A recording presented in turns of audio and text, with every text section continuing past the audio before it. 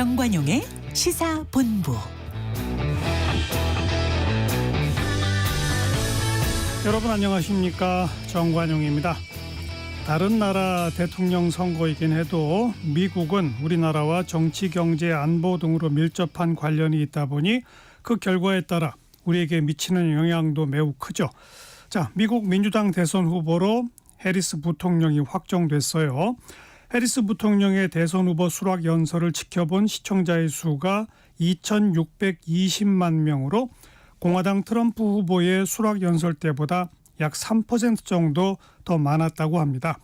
그런데 이 연설에서 해리스 부통령이 강조했던 부문 가운데 하나가 김정은 같은 독재자에게 비위를 맞추지 않을 것이라는 대목이었습니다. 앞으로 미국 대선 결과와 관련한 우리나라 영향에 대해서 잠시 후 1부 남북의 창시간 또 2부 움직이는 세계 코너에서 자세히 알아봅니다. 정관용의 시사본부 8월 25일 일요일 순서 시작합니다.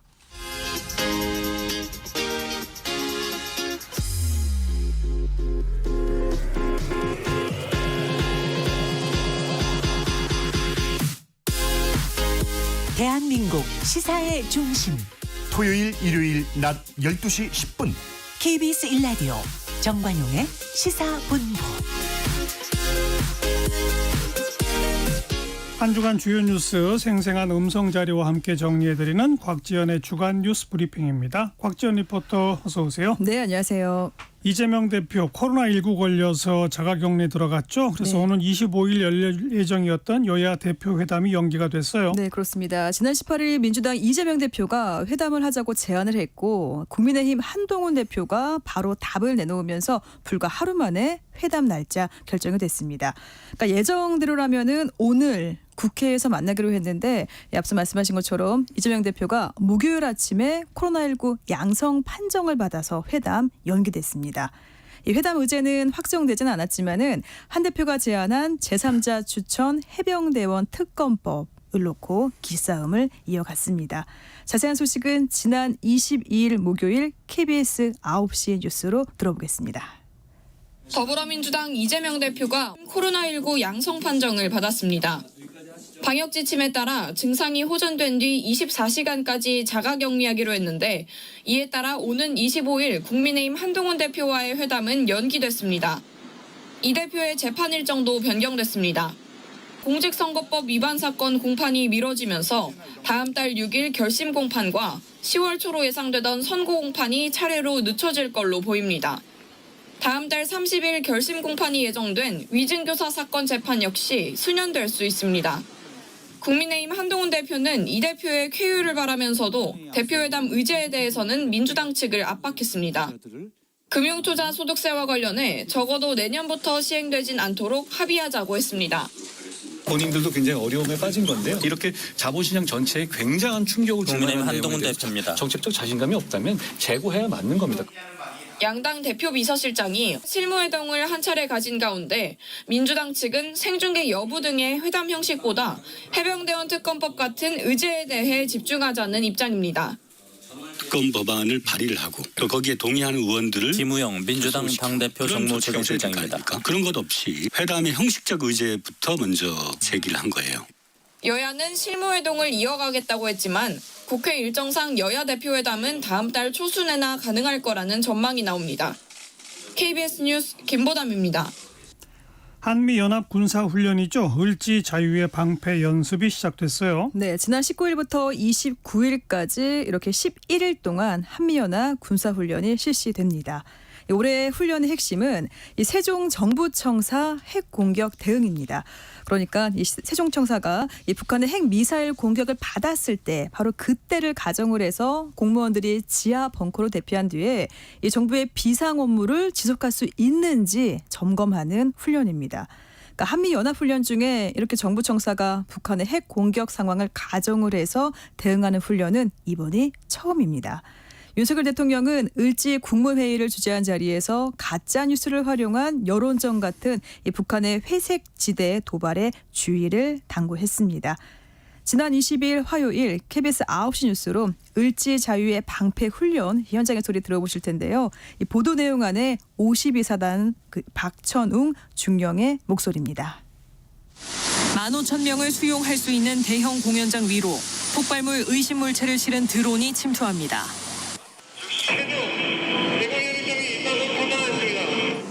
이번에는 공연장 폭발로 부상자가 발생하고 테러범들이 인질극을 벌이는 상황입니다. 도주 경로 차단을 위해 헬기와 장갑차로 일대를 봉쇄한 후 수도방위 사령부와 경찰 특공대가 진입해 테러범들을 신속히 제압합니다. 유동인구가 많은 서울 올림픽공원 일대에서 테러가 발생한 상황을 가정한 합동 대응 훈련입니다. 오는 29일까지인 한미연합연습 을지 자유의 방패 일환으로 군과 경찰, 소방, 송파구 등에서 340여 명이 참석했습니다. 앞으로도 민관국력 소방 간의 긴밀한 협력 체계를 바탕으로 통합방위 역량을 강화하여 유사시 작전을 현장에서 종결하겠습니다. 훈련 준비 과정에서는 연막탄 오발로 군인과 경찰, 사회복무요원 등 5명이 다치는 상황도 발생했습니다. 한미 양국 공군은 24시간 실비행 훈련을 진행 중입니다. 한국 공군의 F-15K와 FA-50, 미 공군 F-15 등 200여 기가 오는 23일까지 하루 24시간, 총 120시간 동안 2,000회 출격하는 역대 최대 규모 훈련입니다. 양국은 적 항공기가 침입한 상황을 가정해 실전 훈련을 실시하고 또 해상, 지상에서의 항공작전 능력을 점검했습니다. KBS 뉴스 신지혜입니다. 북한 군인 한 명이 강원도 고성 지역의 군사 분계선을 넘어서 귀순했어요. 네, 지난 20일 화요일 새벽 2시쯤입니다. 북한 군인 한 명이 북한 경비대의 발각 위기를 수차례 넘기면서 우여곡절 끝에 탈출에 성공한 것으로 알려졌습니다. 군복을 입고 있었고 계급은 하사로 알려졌습니다. 귀순 경로를 보면 육군 22사단 관할 구역인 그 군사 분계선입니다. 이곳은 과거 남북 간의 통행로인 동해선 도로가 있는 곳으로 인근의 그 오솔길을 따라서 내려온 것으로 전해졌습니다. 그 지역에서는 최근 몇 달 동안 북한군이 대전차 방벽을 세우고 집중적으로 지뢰를 매설했던 곳입니다. 이번 달에만 2번째 귀순입니다. 지난 8일 새벽에는 이 북한 주민이 왔고 이렇게 주민에 이어서 12일 만에 북한 군인까지 귀순한 거는 다시 재개된 대북 확성기 방송의 영향이 아니냐 이런 분석이 나왔습니다. 화요일 KBS 9시 뉴스입니다. 북한 쓰레기 풍선에 맞대응하기 위해 지난달 21일부터 대북 확성기 방송이 전면 가동됐습니다. 부자와 가난한 사람 사이 격차가 점점 더 엄청나게 벌어지고 있는데요. 이번 귀순 경로인 강원도 고성 지역에선 고정식과 이동형 확성기를 함께 운용 중인데 접경 지역에서 10여일 만에 귀순 사례가 또 나온 건 이 같은 확성기 방송이 영향을 미쳤을 가능성이 있습니다. 전방부대의 근무 여건 악화도 탈북을 결심하게 된 계기가 됐을 거란 분석도 나옵니다. 북한은 올여름 심각한 수해로 식량난이 더 심해질 거로 관측되는데 전방부대는 물자 보급이 제대로 되지 않고 식량마저 자급자족해야 하는 터라 더 열악한 환경에 처했을 거로 추정됩니다. 북한 당국이 최근 중국 주재 무역대표부 인력들에게 대거 귀국을 지시하고 북한 내 화교들 활동도 제한한 거로 알려졌는데 북중 관계 악화로 경제난이 심화하는 점도 한 요인이 되고 있는 거로 보입니다. 지금 상황은 최악이다 이렇게 볼 수가 있고 북러 관계가 좋아지고 쌀 일부 들어갔다고 그러지만 이게 경제에 큰 영향을 못 미치는 게 쌀 가격이 하락을 안 하고 있거든요. 김정은 위원장이 압록강 유역 수재민들을 평양으로 불러 식사까지 챙기는 등 애민 행보를 펼치고 있지만 민생고에 시달리는 주민들 마음을 돌리지는 못하는 거로 풀이됩니다. KBS 뉴스 고은입니다. 일본 고교야구 꿈의 무대로 불리우는 고시엔에서 한국계 학교죠. 교토국제고가 연장까지 가는 접전 끝에 처음으로 우승을 차지했어요. 네, 이틀 전입니다. 금요일 오전 일본 고시엔 야구장에서 열린 제106회 전국 고교야구 선수권대회 결승전에서 교토국제고가 간토 제1고를 2대1로 이겼습니다. 100년 넘게 이어져 온 고시엔에서 전교생 160여 명의 정말 작은 학교가 우승한 걸 두고 일본에서도 기적이다 이런 평가가 나왔습니다. 일본에서 고시에는 모든 경기를 NHK가 생방송할 정도로 단순한 고교 대항전 이상의 큰 의미를 가지고 있습니다. 이 고교 야구 선수들도 이 프로 진출보다는 고시엔 우승을 우선시할 정도입니다. 그러니까 교토국제고등학교가 창단 20여 년 만에 이렇게 일본 고교 야구의 성지에서 당당하게 우승을 해서 고시엔 106년의 역사를 새로 썼습니다. 그 감동의 현장을 23일 금요일 KBS 9시 뉴스로 들어보겠습니다. 결승전 9회 말까지 양팀 모두 한 점도 뽑지 못한 팽팽한 접전. 숨이 막힐 만큼 더운 날씨에도 교토국제고 응원석에선 함성이 끊이지 않습니다. 야구부 선수들이 선창하는 응원가와 구호에 따라 주변의 관중들도 홈런과 파이팅을 외칩니다. 모두 일시단결에서 한국 분들도 응원하러 오시고 매우 기뻐요. 졸업생 가족입니다. 교토국제고 응원석에선 한국과 일본 두 나라 국적의 학생들 또 교민들도 하나가 되어 열띤 응원을 펼쳤습니다. 교토국제고의 한국과 일본 청소년들이 함께 만들어낸 기적 같은 우승에 교포들도 하나가 됐습니다. 야구부를 창단하고 그렇게 많이 안 됐는데 이렇게 강해지고 결승까지 나와 감격스럽습니다. 울 것 같아요. 제1교포 김도수입니다. 좁은 운동장 등 열악한 환경에서도 장단 20여 년 만에 우승을 일궈낸 교토국제고의 한일 학생들. 일본 내 한국계 국제학교에서 함께 생활해 오면서 서로 존중하고 협력하는 마음은 남달랐습니다. 저희들은 원래 한 명 한 명이 좋은 능력을 갖고 있는 게 아니기 때문에 전원이 하나가 되어 뭉쳐서 이런 강한 팀이 되었습니다. 야구부입니다. 아이들의 작은 힘으로 바뀌어의 역할을 했다는 것에 대해서 백승환 교토국제고 교장입니다. 윤석열 대통령도 SNS를 통해 교토국제고의 우승을 축하한다며 야구를 통해 한일 양국이 더욱 가까워졌으면 좋겠다고 기대했습니다. 일본 휴고현에서 KBS 뉴스 지종익입니다. 네, 주간 뉴스 브리핑 오늘 여기까지. 곽지연 리포터 수고하셨어요. 네, 고맙습니다. 정관용의 시사본부 듣고 계십니다. 12시 22분 좀 지났네요. 기상청 교통정보센터 차례로 연결합니다. 먼저 기상청의 강혜종 씨. 네, 날씨 정보입니다. 중부 지방의 기온이 33도 이하로 내려왔지만 체감 온도는 여전히 전국적으로 33에서 35도 사이입니다. 처서가 지나도 무더위가 건재하고 있습니다. 대부분 지역 폭염특보 속에 오늘과 내일 비슷한 낮 기온을 유지하겠습니다. 오늘 낮 기온 서울, 강릉 32, 대전, 전주 33도, 대구는 35도의 낮 기온 예상됩니다. 건강관리에 유의하셔야겠습니다. 오늘 전국적으로 가끔 구름 많이 끼는 가운데 강원도와 남부는 하늘이 묵직하게 내려앉겠습니다. 흐린 하늘 보이겠고요. 전국에 가끔 비가 내리겠습니다. 비의 양은 5에서 30mm 정도입니다. 그러나 이 동쪽인 강원도와 영남 등에는 최대 40mm의 비가 내리겠습니다. 천둥, 번개, 돌풍 동반하는 곳이 있겠고 일부 지역 강하게 내릴 수 있어서 작은 우산 챙기시는 게 좋겠습니다. 비구름대가 산발적으로 분포돼 있어서 이렇게 소강 상태인 곳도 있겠습니다. 내일 점차 흐려져서 오전에는 제주도에, 오후에는 역시 강원도와 남부지방으로 5에서 20mm, 경남 지역은 여전히 내일도 40mm 가까이 비가 오겠습니다. 그리고 내일 아침 기온은 서울 25도, 낮 최고 기온 31도로 예상되고요. 동해안에는 제주 해안과 더불어 너울성 파도가 높아서 이 점 주의하셔야겠습니다. 지금 서울의 기온은 31.7도입니다. 날씨 정보였고요. 다음은 이 시각 교통 상황 알아보겠습니다. KBS 교통정보센터의 임초희 씨입니다. 네, 이 시각 교통정보입니다. 주요 고속도로 상행선 위로 교통량이 늘기 시작했습니다. 경부고속도로 서울 쪽 옥산 부근에서 성주 휴게소 쪽으로 10km가량 정체입니다. 이후에는 안성분기점과 수원에서 각각 밀리기 시작했고요. 더 가서는 양재에서 반포 나들목까지 어렵습니다. 서해안고속도로 서울 방향 해미 부근에서 교통량이 늘었고요. 송악 부근에서 서해대교까지는 5km 구간 밀리고 있습니다. 더 가서는 매송휴게소에서 용담터널, 또 일찍에서 금천까지 속도 떨어지고요. 영동고속도로 인천 방향 진부 부근에서 진부 2터널까지 정체입니다. 면온에서 둔내터널, 또 새말 부근에서 각각 어렵고요. 경기권에선 여주휴게소 부근에서 조금 전에 교통량이 늘었습니다. 이후 둔대분기점에서는 사고를 처리하고 있습니다. 1차로 막혀 있고요. 뒤로 부곡 나들목부터 4km가량 정체입니다. 그리고 동해고속도로 삼척에서 속초 쪽으로는 노학 2교 2차로와 갓길에서 승용차에 불이 붙은 사고를 처리 중이라 1대 2km가량 정체가 극심합니다. KBS 교통정보센터였습니다.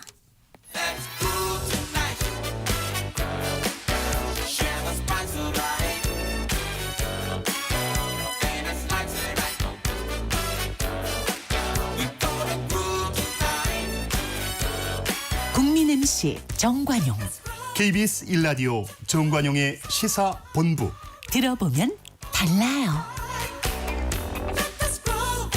남북의 창 시간입니다. 통일연구원의 조한범 석좌연구위원, 안녕하세요. 안녕하세요. 네, 미국 이제 민주당의 해리스 부통령이 대선 후보로 확정됐는데 그 수락 연설에서 김정은 같은 독재자에게 아첨하지 않을 것이다, 이렇게 직설적인 표현을 썼어요. 어떤 의미가 있을까요? 일단 이제 트럼프 대통령과의 차별화죠. 네. 왜냐하면 뭐 트럼프 대통령은 뭐 김 위원장과 뭐 러브레터를 주고받았다든지 그 둘 사이의 프렌드십을 아주 강조했거든요. 맞아요. 그런데 이제 그런 대선의 어떤 뭐 각을 세우는 부분도 있지만 일단 트럼프 대통령은 탑다운 방식의 협상을 추구하거든요. 예. 그러니까 정상 간에 만나서 뭐 최정상이 결정하면 끝나는 거니까요. 그런 형식을 선호하는데, 그런데 이제 북한 비핵화라는 문제는 아주 복잡하거든요. 뭐 북한 비핵화에 소요되는 시간도 뭐 수십 년 정도로 걸릴 정도로 복잡한 문제인데, 결국 탑다운 방식으로 2018년, 19년 해봤지만 실패했거든요. 네. 그러니까 바이든 정부, 그다음 민주당 쪽은 바텀업, 그러니까 실무진들이 문제를 해결해 가면서 이제 중간 단계, 각 단계마다 이제 협상을 하겠다고 하는, 완전히 그 노선이 다르거든요. 예. 그러니까 이제 비핵화 협상에 대한 다른 방식을 얘기를 했다, 이렇게 봐야겠죠. 그런데 이 공화당도 그렇고 민주당도 그렇고 전당대회 하면서 이제 정강 정책도 확정을 짓는데 양당 모두 북한의 완전한 비핵화라는 이 단어가 빠졌어요. 이건 왜 그럴까요? 예, 그게 좀 우리로서는 좀 주목되는 부분이죠. 그러니까요. 왜냐하면 뭐 트럼프 대통령이야 미국 공화당 쪽이야 일단 협상을 탑다운 방식의 협상을 추구했기 때문에 이제 북한을 자극하지 않기 위해서 그런 부분이 있지만, 민주당 정강 4년 전에 비해서 그 두 부분, 그러니까 완전한 비핵화하고 인권이 빠졌거든요. 네. 그러니까 첫 번째 생각해 볼 대목은 지금 바이든, 그러니까 민주당 정부, 그러니까 민주당이 정권 재창출해서 이제 큰 걸림돌 중에 하나가 북한이 사고 치는 거거든요. 뭐 핵실험을 하거나 이 위기를 조성하면 이제 트럼프 대통령에게 빌미를 주거든요. 예. 결국은 이제 이 민주당의 무능이 한반도 위기를 불러왔다, 내 때는 괜찮았는데, 이렇기 때문에 바이든 정부, 그다음에 민주당이 그동안 북한을 자극하는 부분을 좀 자제해 왔어요. 그러니까 대선 때까지 북한을 자극하지 않겠다라는 명시적인 의도인 것 같고, 북한도 역시 미국을 자극하지는 않거든요. 근데 이제 조금 우려할 만한 사항이, 공화당이든 민주당이든 워싱턴 정가에서 이제 북한 핵을 현실적으로 인정해야 된다. 그러니까요. 그러니까 미국에 대한 공격 능력과 확산은 막고 현 단계에서 협상을 하자는 현실론이 지금 목소리가 커지고 있거든요. 예. 그러면 우리 입장에서는 북한은 우리에 대한 공격 능력은 가지고 있거든요. 그러니까 대선이 끝나면 미국, 제가 보건대 제일 우려스러운 게 현실론적 접근이 해리스든 트럼프든 북한에 대한 협상 노선이 전개될 가능성이 매우 높은 거거든요. 그러니까 뭐 민주당이냐 공화당이냐 차이가 아니고, 그러니까 우리로서는 이제 거기에 대한 플랜 B를 가지고 있고, 또 이제 우리 안보적 이해관계를 관철시키는 대안을 마련할 때라고 보여집니다. 그러니까 북한의 핵무기 존재를 그냥 용인하고 협상에 나선다, 이렇게 되면 우리로서는 아까 말씀하신 플랜 B가 어떤 내용이 되어야 한다고 보세요? 일단은 이제 국민들 뭐 7할 정도, 70%가 자체 핵무장론의 지지거든요. 예. 뭐 그게 제일 뭐 깔끔해 보이지만, 현실적으로 이 뭐라 그럴까, 비용이 너무 많이 들고, 경제적 비용이나 우리에 대한 제재나 국제사회의 신뢰, 그다음에 한미 동맹에 대한 문제, 그러니까 너무나 많은 문제가 많습니다. 예. 두 번째는 이제 확장 억제, 미국의 해구산을 강화하는 거죠. 거기는 뭐 전술핵 재반입도 있을 수가 있고, 또 확장 억제의 수준을 아주 명시적으로 고조시키는 방법이 있을 수, 이게 두 번째고요. 예. 세 번째가 제일 실현 가능성이 제가 보기엔 높고, 이미 국회에서도 여기에 관련된 한 30여 명 국회의원들이 모여서 포럼을 발족을 시켰어요. 그게 뭐냐면 잠재적 핵 역량 구축입니다. 그러니까 핵무기는 없대 유사시 바로 핵무장할 수 있는 능력을 가지는 거거든요. 예. 요거는 미국만 합의하면 됩니다. 뭐냐면 한미 원자력 협정을 개정을 하면 농축과 재처리를 할 수 있거든요. 네. 이건 뭐 국제적으로 모두가 가진 능력인데 권리인데 우리가 이제 핵무장을 할까봐 박정희 대통령 시기에 미국이 원자력 기술을 이전하면서 이걸 금지시켰어요. 핵물질을 만들 수 있는 두 방식. 그러니까 농축과 재처리만 한미 원자력 협정 개정에서 우리가 권한을 가지게 되면 경제적으로도 뭐 원전의 평화적 이용성이 제고가 되고 핵물질이 확보할 가능하거든요. 그러니까 아마 그다음에 핵추진 잠수함을 포함해서 잠재적 핵능력 구축이 세 번째 대안이다. 알겠습니다. 그런 농축 재처리까지는 IAEA 규정 위반이 아닌가 보죠? 그거는 원자력의 평화적 이용의 권리입니다. 알겠습니다. 네. 또 조금 아까 말씀하실 때 보면 트럼프가 대통령 되는 걸 김정은이 만약 바란다면 미국 대선 이전에 무슨 큰 도발을 할 가능성은 점점 커지네요. 커지죠. 근데 이제 뭐 트럼프 대통령이 원할지도 모르죠. 네. 왜냐하면 이제 자기는 잘했는데 뭐 민주당이 무능하다 이런 게 이제 트럼프 대통령 공세거든요. 네. 근데 이제 북한도 딜레마인 게 핵실험은 또 얘기가 다르거든요. 이러면은 중국, 러시아도 이 불확실성이 커지고 이 핵실험이라는 카드가 어디를 틀지는 아무도 모르거든요. 그러니까 트럼프 대통령이 원하는 대로 갈지 아니면 오히려 김정은 정권의 내구력이 약화할지 모르기 때문에 제가 보기에는 특별한 이변이 없는 한 북한은 아마 좀 대선 결과를 기다려볼 것 같다. 네. 이렇게 보고 있습니다. 알겠습니다. 얼마 전에 서해 교동도를 통해서 북한 주민 한 명이 귀순했는데 이번에는 북한 군인이 강원도 고성 해안가를 따라 탈북했는데 북한 초소를 여러 번 이제 적발이 됐는데도 탈영병 잡으러 왔다 그러면서 다 빠져나갔다 그래요. 이게 가능합니까? 글쎄요, 뭐 자세하게는 내용이 안 알려졌어요. 그냥 말로만은 아무리 뭐 북한군이 기강이 해해졌어도 그냥 나 저기 간다, 탈영병 잡으러 간다 이렇게 됐을 것 같지는 않고요. 네. 아마 이제 하사로 추정이 되는데 아마 소속 부대가 이 탈영병 추적이라든지 이런 데 관계된 부대일 수가 있고요.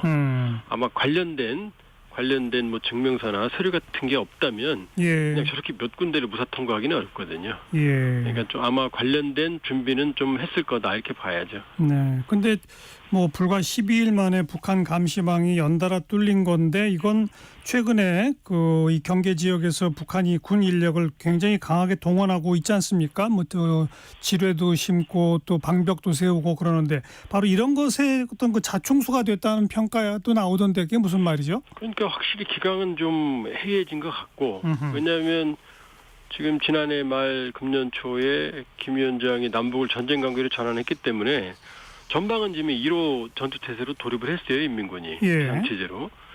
그다음에 이 양반이 탈북한 시간이 우리 UFS, 을지 프리덤 쉴드 훈련을 시행하는 기간 중이었거든요. 네. 그럼 북한도 비상을 걸거든요. 그렇죠. 근데 이런 상황에서 저렇게 무사 통과해서 내려왔다면 지금 북한군 전방군인도 시스템이 안 돌아간다. 사실 인민군의 한 30% 전방 포함해서 그러니까 영양실조일 정도로 상황이 매우 열악하거든요. 거기다 10년 근무에 휴가도 없거든요, 거의. 그러면 뭐 겉으로는 뭐 엄격해 보이지만 내부적으로는 기강이 매우 해이해 있을 가능성이 높죠. 네. 그리고 또 이번에 귀순한 북한 군인이 군대 안에서 재력과 인맥에 따라서 이 불평등한 대우를 받았다. 이런 말도 했다는데 북한 군대 내에서 그런 불평등한 인사 배치 같은 게 많은가 보죠? 북한이 뭐 평등사회라고 그러지만요. 사실상 신분사회입니다. 네. 그러니까 철저하게 부모의 신분에 따라서 인생이 결정되거든요. 그러니까 뭐 자녀가 노동자면 뭐 아무리 능력이 있어도 노동자인 거고 부모가 단간부면 아무리 능력이 없어도 김일성 대학 들어가고 출세를 하거든요. 네. 거기다 군대 북한 사회가 뭐 저렇게 뭐 이 깨끗하고 뭐 순결성을 강조하지만 뇌물은 인간의 도리다라는 말이 나돌 정도로 부정부패의 천국입니다. 그다음에 월간 투쟁에 이제 무슨 이제 달마다 이제 그 구호를 내세우는데요. 그중에 맨입 반대 월간 투쟁이라는 말도 있어요. 뭐 부탁할 땐 맨입으로 가면 안 된다는 얘기죠. 그 정도로 부정부패가 심하기 때문에 군대는 특히나 심하죠. 뭐 뇌물이 뭐라고요, 아까? 맨입 반대 월간 투쟁이라고 그러고요. 아, 그리고 뇌물은 인간의 도리다? 예, 뇌물은 인간의 도리다라고요. 그 실제로 있는 말입니다. 예. 자, 최근에 북한이 비무장지대에 설치한 구조물은 뭐 거의 장벽 수준이라면서요. 이거는 북한 주민들이 이탈하는 걸 막기 위한 목표도 있을까요? 일단 고성 쪽에서 이제 부분 구간에 장벽을 세우고 있거든요. 베를린 장벽처럼. 예.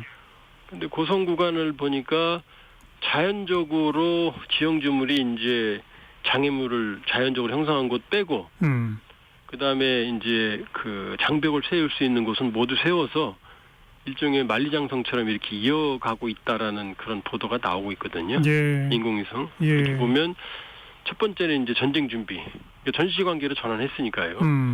지뢰мет을 포함해서. 그다음에 이제 아마 남쪽으로 탈북. 왜냐하면 요즘 심상치 않은 게 지난해 5월에 서해로 목선 탈북이 있었고 10월에는 동해로 목선 탈북이 있었어요. 포트피플이죠. 예. 그다음에 이번엔 8일에 교동도 쪽 서해, 또 12일 만에 20일 고성이니까 이 북쪽 국경, 러시아 전국 국경이 막히는 대신에 지금 남쪽 선으로 국경선으로 넘어오는 이런 빈도가 예상보다 더 지금 가파르게 증가하는 추세거든요. 예. 그러니까 아마 그 부분에 대한 신경을 쓰는 것 같네요. 네. 되게 장벽 친다고 막아질까요? 참. 아니, 그거 어려운 일이죠. 통일연구원의 조한범 석좌연구위원이었어요. 고맙습니다. 예, 고맙습니다.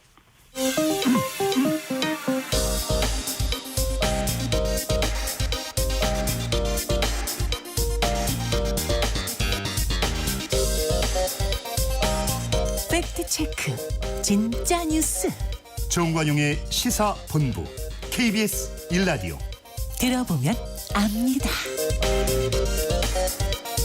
핫이슈 핫피플 시간입니다. 지금 이제 김건희 여사 명품백 수수 관련해서 서울중앙지검이 무혐의 결론을 내렸고 검찰총장이 수사심의위원회에 회부하도록 했는데 관련해서 지난 정부 법무부 장관을 지내셨죠. 더불어민주당 박범계 의원 전화로 연결해 봅니다. 박 의원님 안녕하세요. 네, 선생님 안녕하십니까. 오랜만입니다. 예.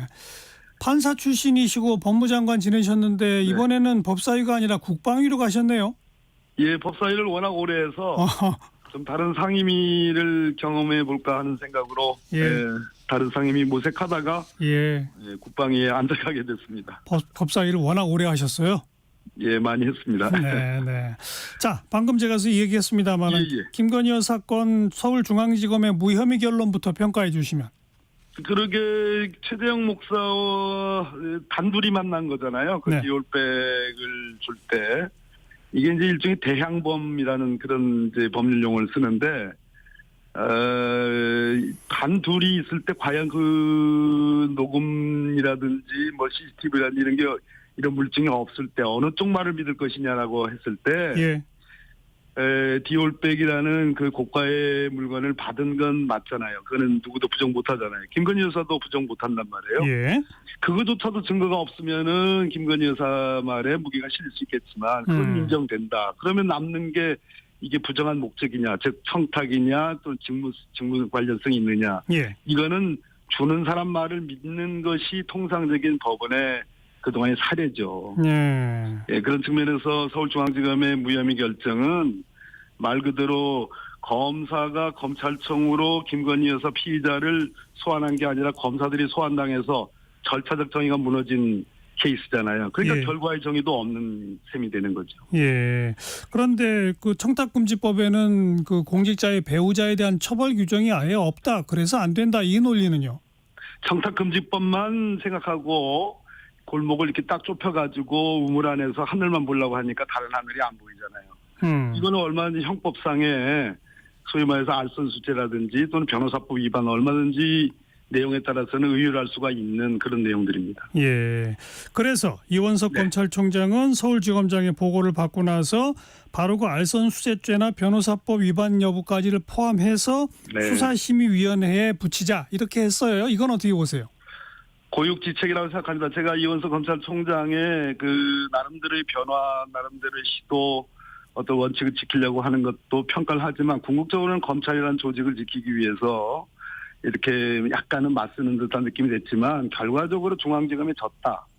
그런데 수사심의위원회를 직권으로 소집했으니까 그나마 그래도 평가해 줄 만하다. 그러나 왜 수사심의위원회 올리면서 이게 결론이 마땅치 않으니까 지금 올린 거 아니겠어요? 그런데 왜 그런 사족, 즉 중앙지검이 내린 결론에 대해서 증거 판단과 법리 해석은 충실히 이루어졌다라는 사족을 왜 붙여요? 네. 그럼 결론은 결국 예단한 셈이거든요. 예. 그랬을 때 외부위원으로 전원 구성된 수사심의위원회에서 과연 검찰총장의 이런 판단을 벗어나서 어긋나서 그런 새로운 판단을 할 수 있을까? 저는 불가능하다고 생각합니다. 그래요?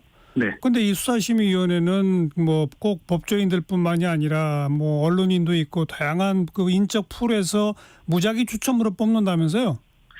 바로 이제 수사심의위원회를 어떻게 구성하느냐가 관건인데 예. 이분들의 면면이 공개될는지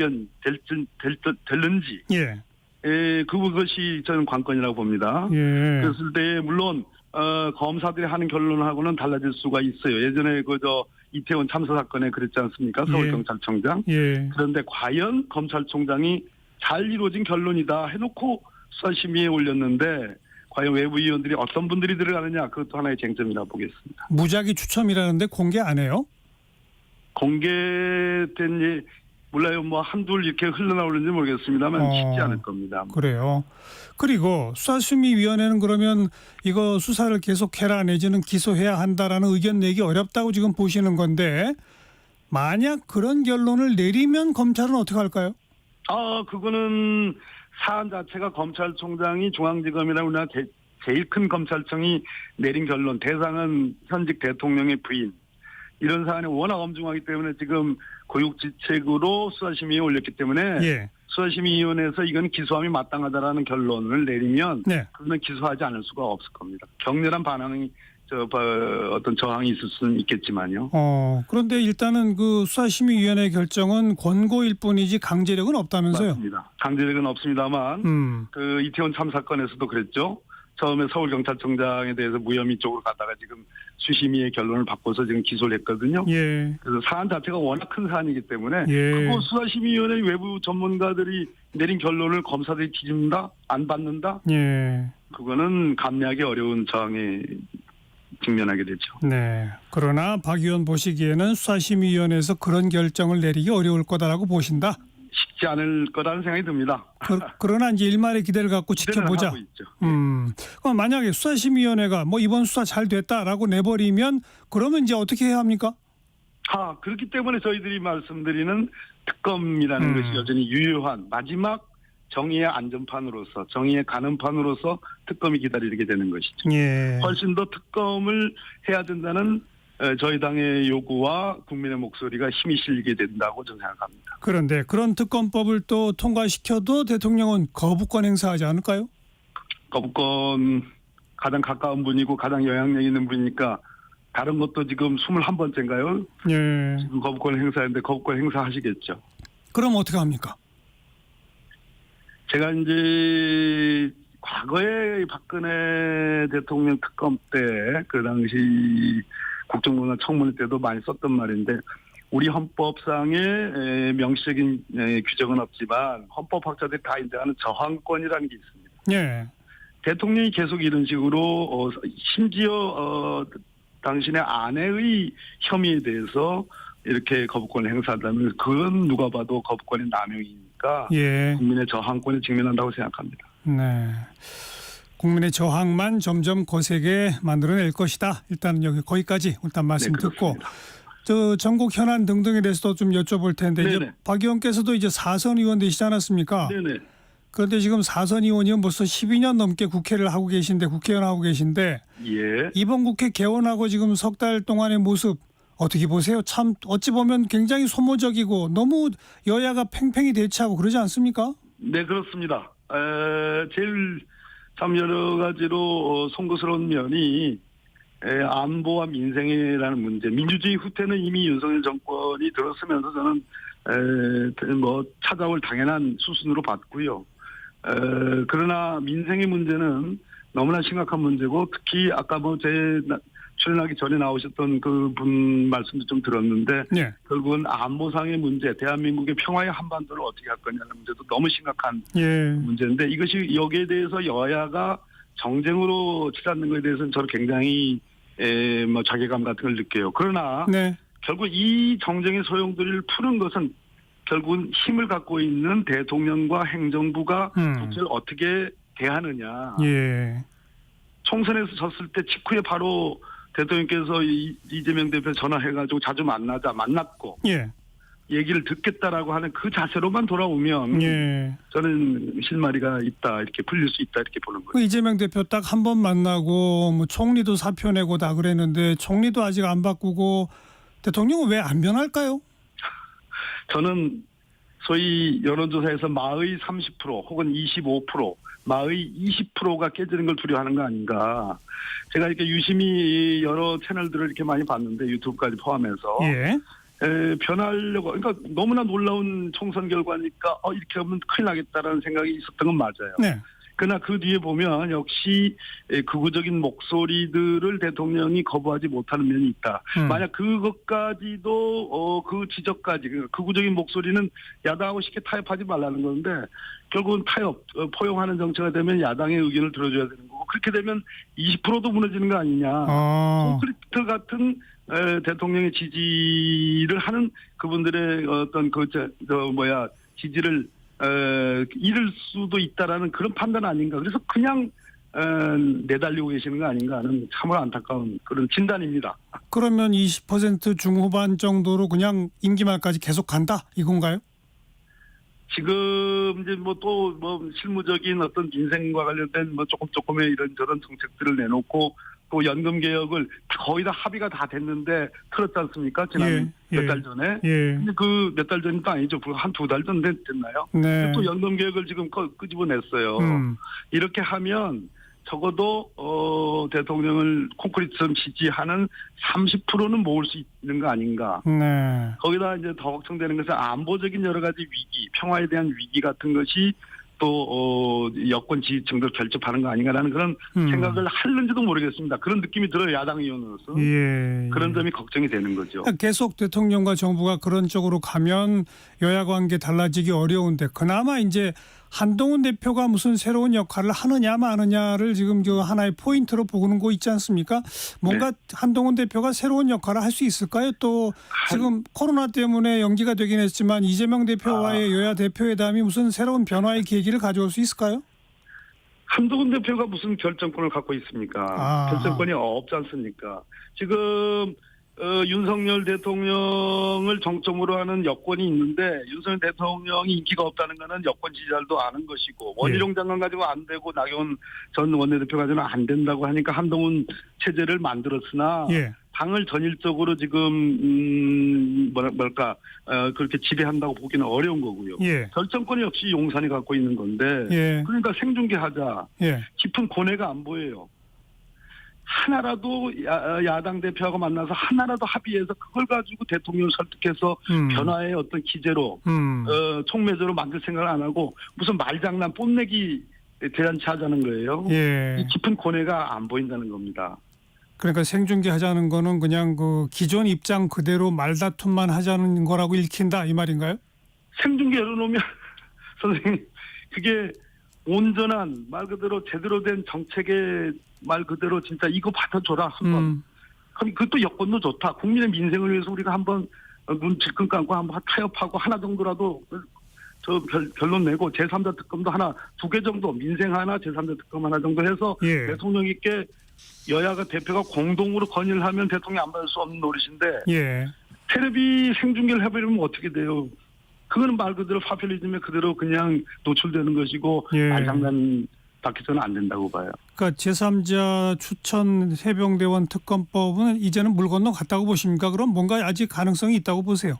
아니죠. 그 피는 한동훈 대표가 제안을 했고 민주당이 받았고 심지어 무슨 제보 조작 그것까지도 우리는 받겠다 했으니까 이제는 키는 한동훈 대표가 갖고 있죠. 스스로 법안을 만들어서 자당 의원들을 설득해서 그거 못하면 대표가 아니지 않습니까? 그러니까 그걸 이제 몫이 넘어갔는데 대표회담에 생중계 얘기를 하는 걸 보면 그 몫을 할 생각이 없다는 거 아닌가요? 그렇습니다.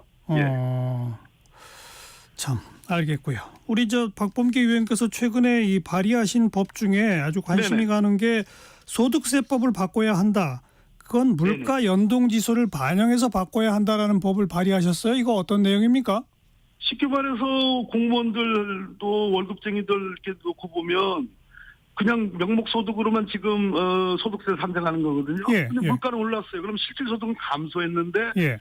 소득세는 더 내거나 아니면 똑같이 내는 그런 불합리가 있잖아요. 예. 그래서 물가 연동지수를 반영을 하자. 그래서 명목소득은 그대로 유지되더라도 물가가 올랐으면 실질소득이 감소했으니까 예. 소득세가 더 감해져야 되는 거죠.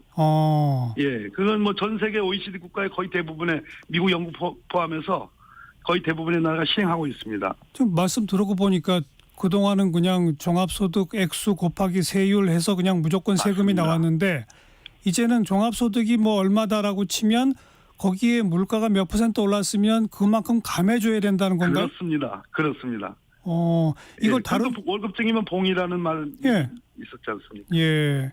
이걸 다른 나라는 이미 다 하고 있다고요? OECD 국가 한 30개국 중에 22개국하고 미국, 영국 다 하고 있습니다. 왜 우린 그걸 몰랐죠?